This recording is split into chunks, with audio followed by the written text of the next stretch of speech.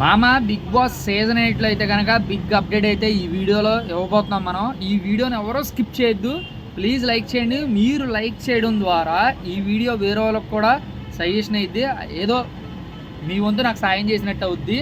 సరే కంటెంట్లోకి వెళ్ళిపోద్దాం. ఏంట్రా అంటే ఈరోజు యష్మి అయితే ఎలిమినేటెడ్ అయిపోయింది. బిగ్ బాస్ సీజన్ 8 నుండి అయితే కనుక ఎలిమినేటెడ్. కేవలం తన చేతులారా తన చేసుకోవడం వల్లే తను ఎలిమినేట్ అయిందని మనకు క్లియర్ కట్గా చెప్పుకోవచ్చు అబ్బా. ఎందుకంటే ఫ్యామిలీ వీక్లో వాళ్ళ ఫాదర్ వచ్చారు, క్లియర్గా ఇన్పుట్స్ ఇచ్చారు. ఏమని, నువ్వు గ్రూప్ గేమ్ ఆడుకో, ఎవరి కోసం ఆడుకో, నువ్వు నీలా ఉండు అని చెప్పి వాళ్ళ ఫాదర్ వచ్చి క్లియర్గా చెప్తే ఆ మగలైకి ఏం చేసింది, మళ్ళీ సేమ్ అలాగే మాట ఫ్లిప్ అవ్వడం. తన గ్రాఫ్ ఎప్పుడు పడిపోయిందంటే, ఎప్పుడైతే ఫ్యామిలీ వీక్ అయిపోయిన తర్వాత కొంచెం పర్లేదు బాగా ఆడుతుంది అనే టైంకి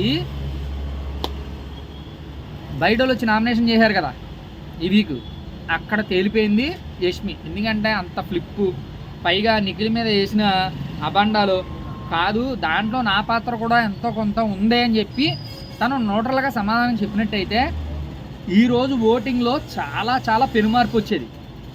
చెప్పపోవటం అక్కడ రాంగ్ మిస్టేక్.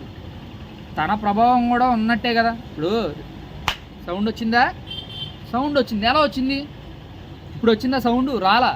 రెండు చేతులు కలిస్తే సౌండ్ వస్తుంది, చప్పట్లకు విలువ ఉంటుంది. అక్కడ జరిగింది అదే. అక్కడ నువ్వు ఒప్పుకుంటే కనుక ఈరోజు నీ ఓటింగ్లో మార్పు వచ్చేది, ఎలిమినేట్ అయ్యేది కాదు యష్మి. అలాగే మాటల ఫ్లిప్పు, వెంట వెంటనే డిసిషన్స్ అనేది యష్మి అయితే చేంజ్ చేసుకుంటుంది. అంతెందుకు, నిన్న జరిగిన ఆటో గేమ్లో ఏం జరిగింది, పృథ్వీకి నేను సపోర్ట్ చేశానంటే తను ఏదో ఆన్సర్ ఇచ్చాడు, నువ్వు ఎలా ఆడతావు నేను చూస్తాను అని చెప్పి అన్న వ్యక్తి వెంటనే గేమ్ పెట్టినప్పుడు ఏం చేసింది, మళ్ళీ పృథ్వీకే సపోర్ట్ చేసింది. బ్యాలెన్సింగ్ గేమ్లో, ఎస్కేసీ గేమ్లో అంత ఫ్లిప్ అయితే అవసరం లేదుగా.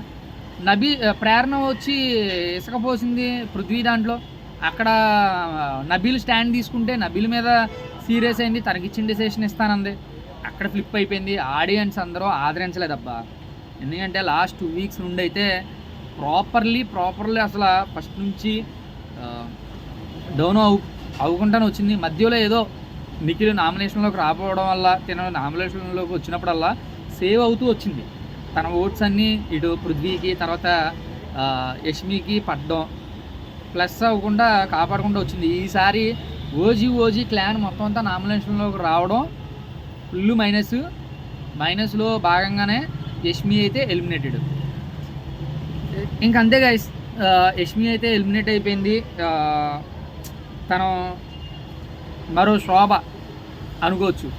శోభ కూడా అలాగే పాపం ఎగిరి పడింది పోయిన సీజన్లో, కానీ ఫుల్ ఆఫ్ ఎంటర్టైన్మెంట్ అయితే ఇచ్చింది. సేమ్ ఇదే సీజన్లో యష్మి తన ప్లేస్ని భర్తీ చేసి ముందుకు తీసుకెళ్ళింది, కానీ విజయం సాధించలేకపోయింది.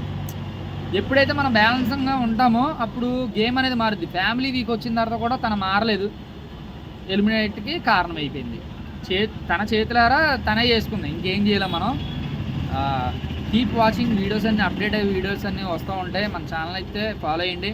చాలామంది లైక్లు కొట్టేటప్పుడు సబ్స్క్రైబ్ చేసుకుని కొట్టండి అబ్బా, అన్సబ్స్క్రైబర్స్ ఎక్కువ కొడుతున్నారు. అలాగే వ్యూస్ కూడా బాగానే వస్తున్నాయి. ప్లీజ్ లైక్ చేసి సపోర్ట్ చేయండి. Thank you.